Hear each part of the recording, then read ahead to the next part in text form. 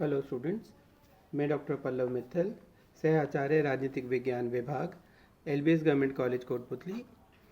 मेरे पिछले लेक्चर में मैंने आपको शासन के वर्गीकरण और उसकी विभिन्न व्यवस्थाओं के बारे में बताया था।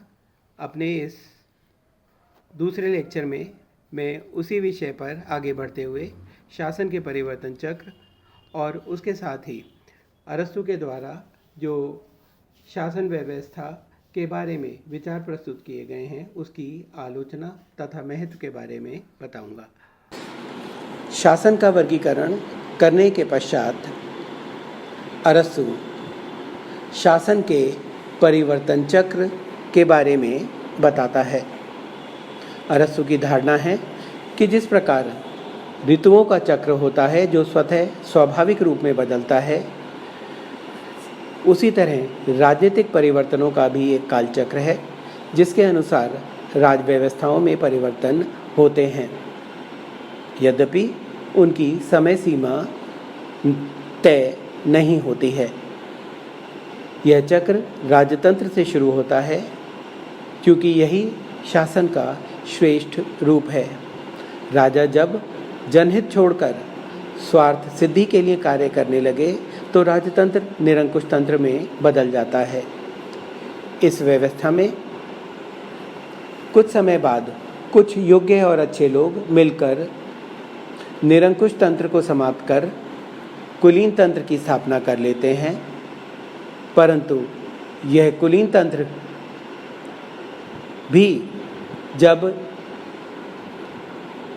इन अच्छे लोगों में सद्गुणों का लोप होने लगे तो उसका पतन होने के पश्चात धनिक तंत्र में परिवर्तित हो जाता है। धनिक वर्ग के द्वारा जनता का शोषण होता है, प्रतिकार स्वरूप जनता बगावत कर देती है और फलस्वरूप संयत प्रजातंत्र स्थापित हो जाता है, जिसे अरस्तु ने पॉलिटी कहा है। समय की गति के साथ इस संयत प्रजातंत्र में भी जो करिश्माई वाग्वीर नेता होते हैं वो संयत प्रजातंत्र के स्वरूप को दूषित कर देते हैं और इस संयत प्रजातंत्र का स्थान भीड़तंत्र ले लेता है। यह अतिवादी लोकतंत्र है। इसके पश्चात पुनः कोई सद्गुणी व्यक्ति अपनी सत्ता कायम करके कानून के शासन की पुनः स्थापना कर लेता है और इसी भांति यह शासन का परिवर्तन चक्र चलता रहता है। संविधान का जो वर्गीकरण अरस्तु के द्वारा प्रस्तुत किया गया है और जो शासन का परिवर्तन चक्र उसने अपने दर्शन में हमारे सामने प्रस्तुत किया है, यह सभी अध्ययनकर्ताओं को स्वीकार्य नहीं है। आलोचक विभिन्न आधारों पर उसकी आलोचना करते हैं। जैसे सिंक्लेयर का कहना है कि अरस्तु के वर्गीकरण की कोई व्यवहारिक उपयोगिता ही नहीं है। ब्लंटशैली का कहना है कि अरस्तु का वर्गीकरण पूर्णतः लौकिक है। उसने धर्म और राजनीति में संबंध स्थापित करने का कोई भी प्रयास नहीं किया है। अन्य आलोचकों के भी विभिन्न तर्क हैं, जहां उन्होंने अपनी बात को हमारे सामने रखा है। उनका कहना है कि अरस्तु ने वास्तव में सरकारों का वर्गीकरण किया है, ना कि संविधानों का।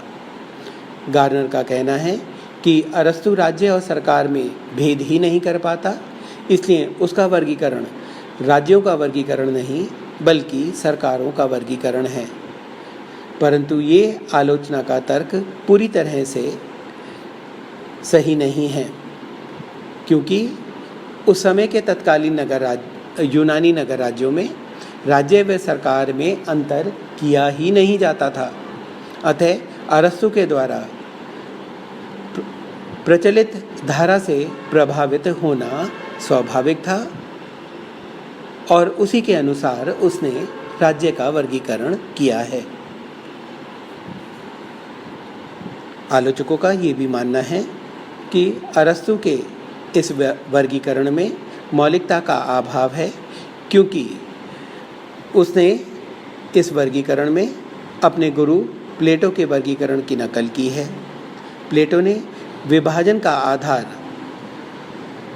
उत्तमता और संख्या को माना है, जबकि अरस्तु ने उसमें आर्थिक तत्वों को भी जोड़ दिया है।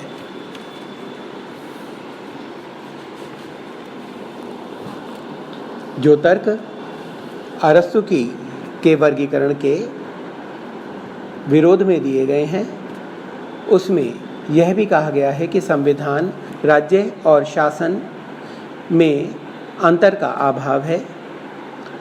अरस्तु ने अपने दर्शन में उपरोक्त शब्दों को पर्यायवाची के रूप में इस्तेमाल किया है। आलोचक संख्यात्मक आधार पर वर्गीकरण को भी अवैज्ञानिक मानते हैं। यद्यपि यहाँ भी उनके विचार पूरी तरह स्वीकार नहीं किए जा सकते, क्योंकि अन्य लोग इस वर्गीकरण को नैतिक व आध्यात्मिक मानते हैं। आलोचकों का ये भी मानना है कि अरस्तु ने प्रजातंत्र को उचित महत्व नहीं दिया है।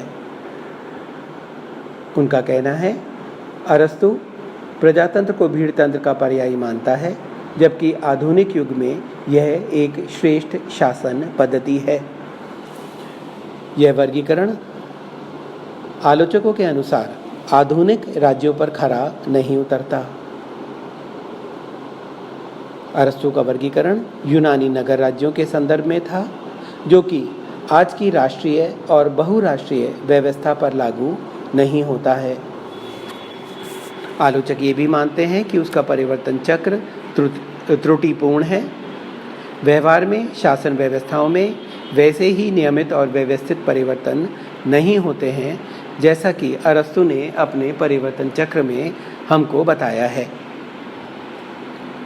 इन सारी आलोचनाओं के बावजूद हम अरस्तु के राज्य और शासन के वर्गीकरण तथा परिवर्तन चक्र के महत्व तथा प्रभाव को पूर्णतः अस्वीकार नहीं कर सकते।